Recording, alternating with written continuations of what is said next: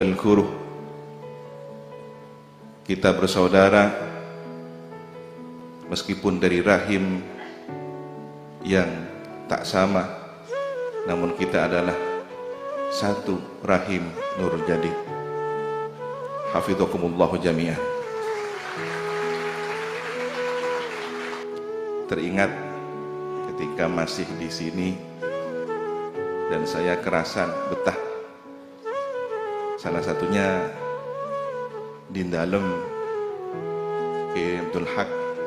Waktu itu teman-teman santri sering bercerita ada ilmu jazaan Pancasona. Ya anggaplah saya sekarang ngocol ilmu Pancasona. Kira-kira sekilas kadang-kadang berwajah Kiai Agus Ali Masyuri dan sekilas mungkin Habib Mutahar. Walaupun tidak 100%. Understand? Alhamdulillah. Dicatat itu. Allahumma salli ala Sayyidina Muhammad. Kira-kira di tahun 86-87 kami sering dibawa oleh Ibunda Umi Zaini Hasan. Yang saya ingat waktu itu kalau sudah menyebut ayo entar ke Tanjung habis ke Kak Tuan Hashim Zaini masih kecil di bawah, yang terlihat hanya Pawan karena mungkin lewat belakang. Jadi Nurul Jadid waktu itu dalam ingatan saya dalam timur Pawan.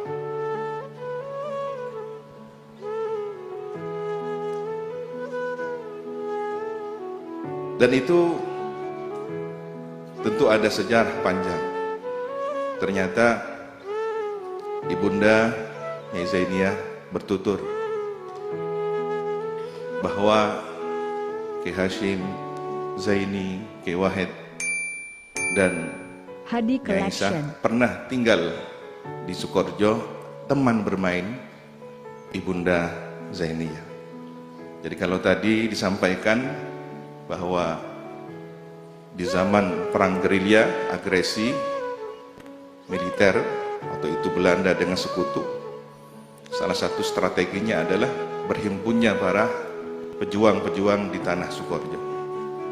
Jadi terkoneksi ada kebenaran fakta sejarah dari tutur para orang tua kita. Tentu selain dari itu, yang kami dengar dari cerita ditutur para sesepuh bahwa ternyata ketika Hadratul Maghfurlah, pendiri dan pengasuh Pondok Pesantren Nur Jadid Kiai Zaini Mun'im, menemukan atau merasa ada petunjuk di tanah Karanganyar ini sebagai tempat jihad yang lain, kalau meminjam bahasanya Kiai Zainul Mu'in tadi, untuk tafaqquh fiddin. Waktu itu ada cerita bahwa Kiai Zaini membawa tanah, dikonsultasikan atau diistikharahkan kepada Kiai Samsul Arifin, karena beliau dianugerahi oleh Allah bisa membaca karakter tanah, apakah ini cocok untuk perjuangan, untuk usaha, untuk pertanian, ataukah untuk pondok pesantren. Subhanallah, ketika beliau menciumnya atau melihatnya, ada pada tanah Nurul Jadid pada tanah Sukaraja. Semoga kita berkumpul bersama para masyayikh, satu rombongan di mahsyar menuju surga Allah. Amin Allahumma amin. Para hadir, inilah sebenarnya bagian dari makna memperingati haul para masyayikh kita dan ungkapan tasyakkuran bahwa pesantren yang kita cintai telah berusia 73 tahun. Berkhidmah untuk umat, berkhidmah untuk bangsa dan negara.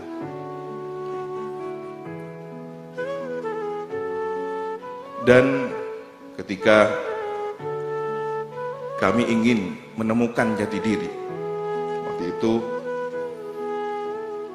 Al-Fakir ilallah hampir lulus madrasah ibtidaiyah. Tetapi karena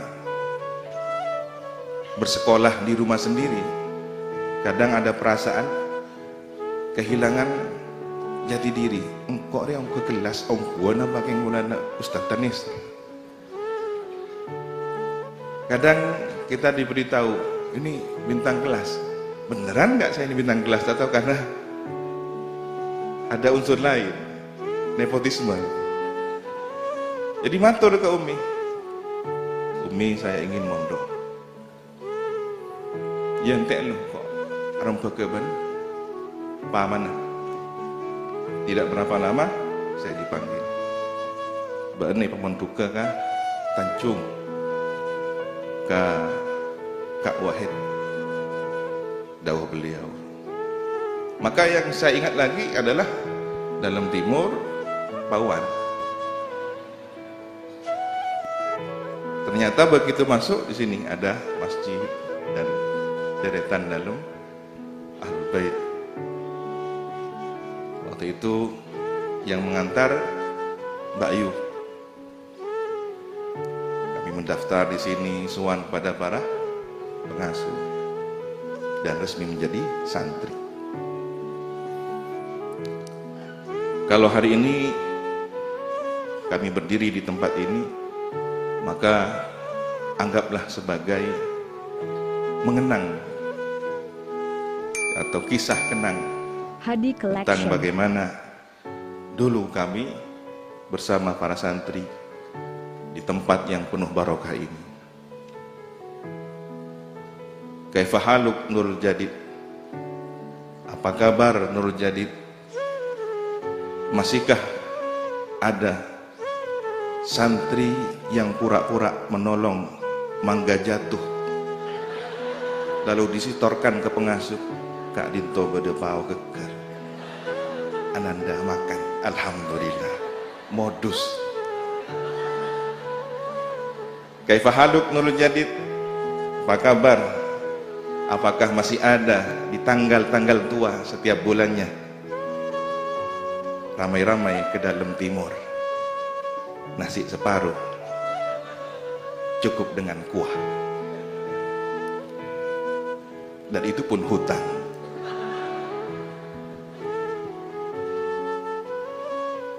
Kaifa haluk Nurul Jadid? Apa kabar? Masihkah ada sebagian santri yang sudah aliyah atau sudah berkuliah, mengajar khidmah di Pondok Kelor dekat Gerinting,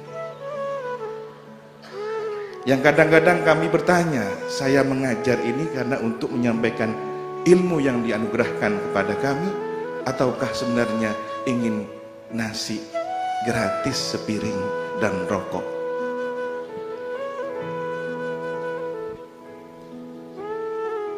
Tetapi alhamdulillah, setiap peristiwa, setiap pengalaman tercatat sebagai bagian dari tarbiyah. Bahkan di tempat inilah, di Gang C bulan Ramadan, ketika kami gemar membaca buku terjemahan, waktu itu tertulis Hikam Ibnu Athaillah terjemahan. Saya tertarik karena pilihan bahasanya sangat sastra. Kita baca, idfin wujudaka fi ardil khumul, tanamlah eksistensimu di tanah khumul yang tidak kelihatan, jati dirimu simpan. Itu teorinya. Ternyata para masyayikh kita di masjid ini mengajarkan di pagi hari. Sapa puisi montuk tanda darah biru lora gus pakai ini paker. Jadi guru-guru kita para masyayikh sebenarnya sudah menerjemahkan, menerapkan. Beliau adalah kitab hikam berjalan yang ada di depan mata kita, sementara buku itu adalah teori. Maka kita berterima kasih pada para masyayikh, jazakumullah ahsan jazak, sehingga kami pulang bermasyarakat merasakan betapa besar keberkahan tarbiyah ini. Kepada Kiai Wahid Zaini, kami mengaji tentang ilmu mustalah hadis. Kami diajari tentang sejarah Nahdlatul Ulama. Bahkan kami diajarkan satu kaidah yang terus teringat: jangan pernah fanatik buta terhadap figuritas. Kepada Kiai Haji Zuhri Zaini kami mengaji bagaimana cara memahami kitab dengan baik. Di hari Jumat beliau menugaskan kami untuk menerjemahkan syarah Jurmiyah, lalu dibuatkan satu kesimpulan. Dan di hari Selasa kami mengaji Al-Quran kepada beliau. Kepada Kiai Haji Abdul Haq Zaini kami belajar tentang ilmu kehidupan, yang teringat diantaranya suatu malam ketika biasalah seorang santri kadang-kadang sumpek di asrama, berhibur ingin dekat kepada kiai. Saya masuk ke belakang, beliau ada di teras, telanjang dada sambil cangkruan bersama para santri khidmah. Kalimat yang terus terngiang dan tercatat rapi, beliau dawuh, jadikanlah setiap permasalahan sebagai zikir.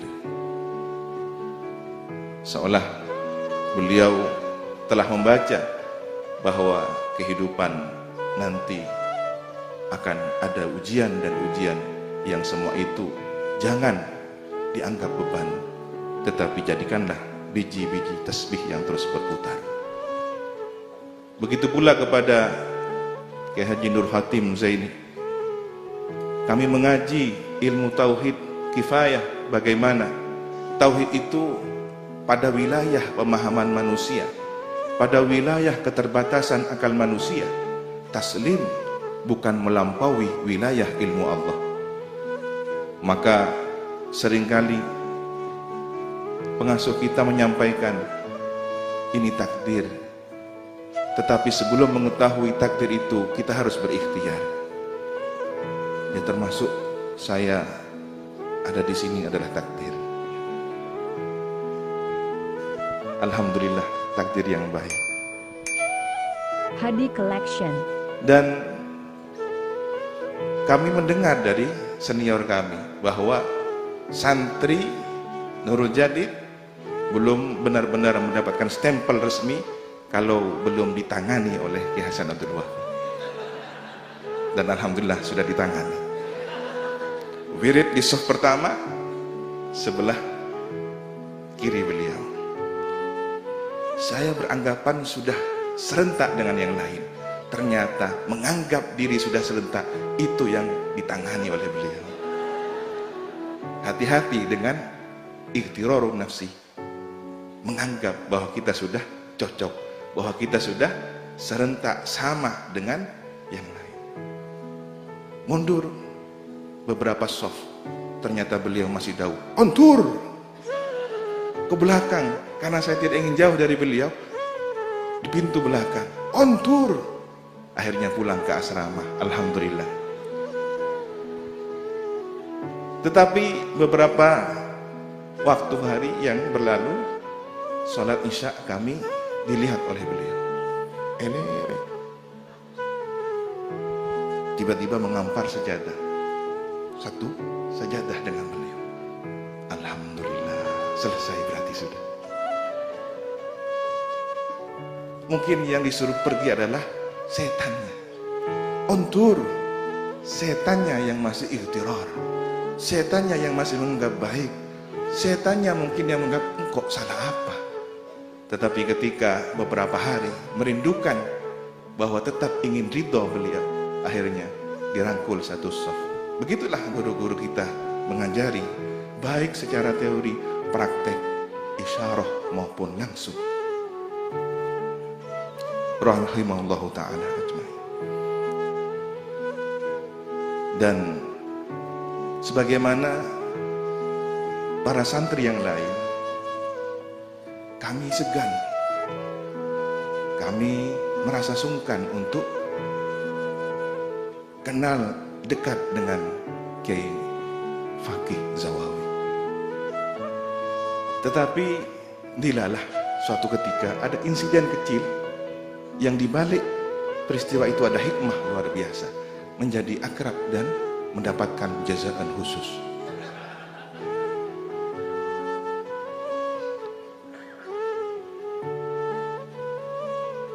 Waktu itu sedang ada pengarahan. Beliau mengarahkan santri karena ada evaluasi. Santri sering bikin pelanggaran. Tingkat pelanggarannya cukup meningkat. Lalu beliau menyebutkan, lemah lembedoreng, anak-anak santri amain silat. Jangan katuana zaim, dia mazaim. Saya tidak pernah belajar silat di sini. Walaupun kadang-kadang ya bergaya silat, meniru gerakan teman-teman. Tiba-tiba difitnah. Ini kan kalau tersinggung bisa suudon. Akhirnya dengan ma'ar katanya tadi, dari bahasa serapan bahasa Arab, berdiri gemetaran. Dia mazaim. Ini orangnya ini. Akhirnya keesokan hari ada orang ngasih salam, beda salam dari kancatan gula. Siapa? Fulan. Anaknya sepora nambang ibanya mana sambian. Anak kefaki pas tak tuka. Aduh, kebayi tameng bapak. Dan betul beliau manggil Zaim sini. Benar Ananda yang demikian? Bukan, Kiai. Oh, Masya Allah, ya sudah. Ini ada jazaan hizib, alhamdulillah. Hizbus Suryani. Tapi beliau masih catatan, mun kita akabin jak baca. Waktu itu kita hanya imla, menulis saja. Para hadir, maka pondok pesantren yang kita cintai ini adalah candra di muka para pejuang yang sedang dilatih untuk kemudian berkhidmah, berjihad di medan masing-masing kelak kemudian hari. Antum mungkin hari ini tidak merasakan. Adik-adik para santri, baik putra putri, mungkin masih dengan dunianya, tetapi hati-hati. Kata guru-guru kami, para ustadz, bahkan kiai sering mengulang-ulang bahasa ini. Saya nggak ngasteteh nengi pontuk, ngecok jerum nengi pontuk, ngecok jeren nengi masyarakat. Artinya kesalahan sekecil apapun jangan pernah diremehkan. Prasangka buruk sekecil apapun kepada masyayikh kita, guru kita, ustadzah kita, itu akan berakibat yang lebih besar kelak ketika pulang di masyarakat. Ketika disangsi oleh keamanan, selesai di pesantren. Masya Allah, kadang-kadang teman kami ada yang harus berenang di kolam beraroma wangi. Ternyata pulang jadi kiai. Kenapa? Karena ikhlas. Kita harus belajar ikhlas ketika disanksi oleh saudara-saudara kita, ubudiyah. Karena mungkin juga kelalaian kita. Mestinya hadiran, tak hadiran. Atau tidur ketika baca Yasin. Semua adalah tarbiyah. Bahkan para pengurus adalah kepanjangan tangan dari guru-guru kita, yang seharusnya tidak boleh iktiraf, karena itu adalah tugas yang harus dijalankan. Kaifa haluk Nurjadi, apa kabar? Kami rindu. Hiburan kami Hadi adalah Collection. tiket.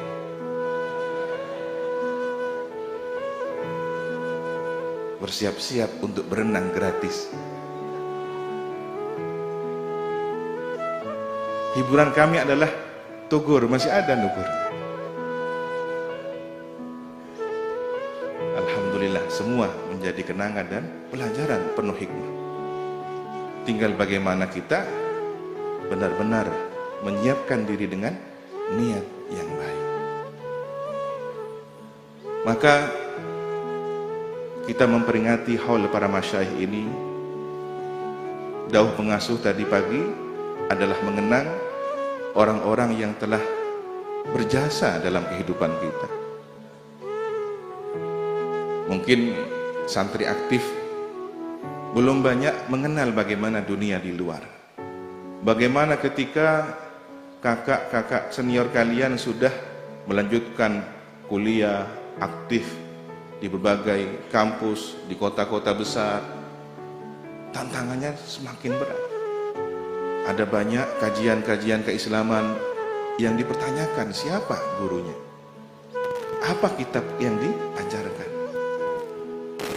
Mengapa kemudian banyak menyalahkan ajaran dan tradisi guru-guru kita di pesantren ini dan di pesantren-pesantren yang diasuh oleh para masyayikh dari Jamiah Nahdlatul Ulama. Mengapa oknum dari santri telah beralih kepada guru yang lain, bahkan kadang-kadang su'ul adab, cangkolang kepada gurunya sendiri yang telah mentarbiyah di pesantren yang kita cintai. Lebih dari itu, bahkan menyalahkan tradisi-tradisi yang sudah diwariskan oleh muassis dan para masyayikh kita di sini. Apa yang kemudian merasukinya? Doktrin seperti apa yang mengubahnya? Nah, ini hati-hati, terutama yang akan melanjutkan. Kalau yang di pesantren insya Allah aman, maka sebaiknya alaiha nahya wa alaihi namut wa insya Allah bihadub antum minal aminin, di sini saja. Walaupun ada yang hingga hari ini masih jomblo. Alasannya ketika ditanya, saya menikahi perjuangan. Ah, itu modus. Imma tak baju, wa imma selain. Para hadir, masyayikh kita adalah pilihan yang Allah anugerahkan dalam kehidupan kita. Disinilah kita harus sadar dan bersyukur bahwa apa yang ada di depan mata, apa yang sudah kita jalani, itulah takdir Allah. Bukankah ini adalah inti dari ajaran Hikam Ibnu Athaillah? Ada seseorang yang ingin meraih maqam yang tinggi, dia ingin berzikir sendiri, menyendiri dari kehidupan dunia, tidak mau berinteraksi dengan sosial masyarakatnya, sementara dia punya tanggung jawab sebagai pimpinan lembaga, sebagai orang tua, suami yang punya tanggung jawab anak dan istrinya. Kenapa dia berpindah kepada satu makom yang belum tentu Allah ridha? Jangan-jangan di sana ada nafsu yang terselubung berbentuk ibadah, berbentuk ketaatan. Demikian pula hari ini banyak orang tak kagum-kagum dengan dai terkenal, kiai medsos, ustadz medsos, yang itu hanya diuji oleh Allah dengan sebuah popularitas. Sementara guru kita yang mendidik kita, mendoakan kita 24 jam, beliaulah yang dipilih oleh Allah sebagai nikmat ketersambungan melalui beliau kepada baginda Rasulullah SAW.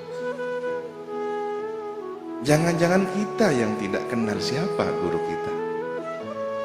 Jangan-jangan kita sampai berhenti dari pesantren ini, pulang ke masyarakat, masih belum kenal siapa para masyayikh kita.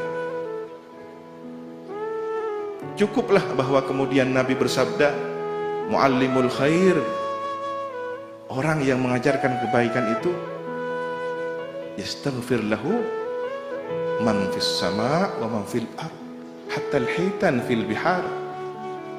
Orang yang mengajarkan kebaikan. Guru kita bukan hanya mengajarkan satu kebaikan, tetapi banyak kebaikan, kebaikan dunia dan akhirat, keselamatan dunia dan akhirat. Penghuni langit, para malaikat mendoakan ampunan pada beliau, membacakan istighfar untuk beliau. Bahkan makhluk penduduk bumi, binatang, hingga ikan di lautan. Bahkan dalam hadis yang lain disebutkan, an-namlah, semut di tempatnya mendoakan orang yang mengajarkan kebaikan. Tidakkah kita merasa cukup ketika Allah Subhanahu wa ta'ala sendiri yang memberikan informasi, alladzina yahmiluna al-arsya wa man hawlahu yusabbihuna bihamdi rabbihim wa yu'minuna bihi wa yastaghfiruna lilladzina amanu. Ini mutlak untuk siapa saja yang beriman. Malaikat arsy memohonkan ampun kepada orang-orang yang beriman. Sementara muallimul khair bukan hanya sekedar beriman, tetapi mengajarkan keimanan itu kepada kita, murid dan santri-santrinya. Maka guru kita ini adalah sosok yang didoakan oleh malaikat arsy, sosok yang dikenal namanya di arsy, tetapi boleh jadi di bumi tidak sepopuler ustadz media sosial. Kita sering terjebak dengan media sosial, dan itu pun disebut dengan dunia maya. Maya adalah semua. Ketidakjelasan inilah yang kemudian membawa kita semakin tidak jelas beragamanya. Kajian beragama hanya 1 pekan, program 1 bulan. Sementara kita dikenalkan di pesantren ini harus lulus dari jenjang yang paling dasar, setingkat lebih tinggi, hingga kemudian yang tinggi.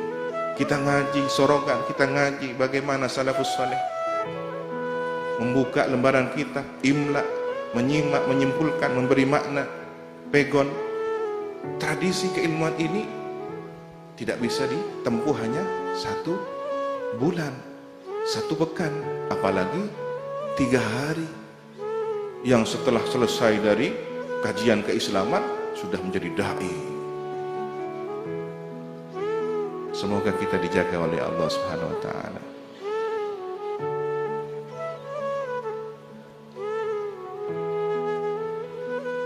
Para hadir, guru kita adalah nikmat yang besar yang Allah hadirkan dalam kehidupan kita. Para masyayikh, para kiai, ibu nyai, ustadz, ustadzah, beliau adalah ayah ibu ruhani kita. Ketika orang tua kita, orang tua kandung kita melahirkan fisik dari alam kandungan ke dunia, para masyayikh kita, Guru-guru ruhani kita melahirkan kita, membawa kita dari dunia ini menuju akhirat. Seorang ibu berpikir dalam 9 bulan bagaimana anaknya lahir selamat, sehat walafiat. Tapi seorang guru murabbir ruh berpikir siang malam sepanjang usia bagaimana anak kandung murid-murid, anak kandung ideologinya lahir kelak yaumul mahsyar sebagai generasi ahli la ilaha illallah Muhammadur Rasulullah.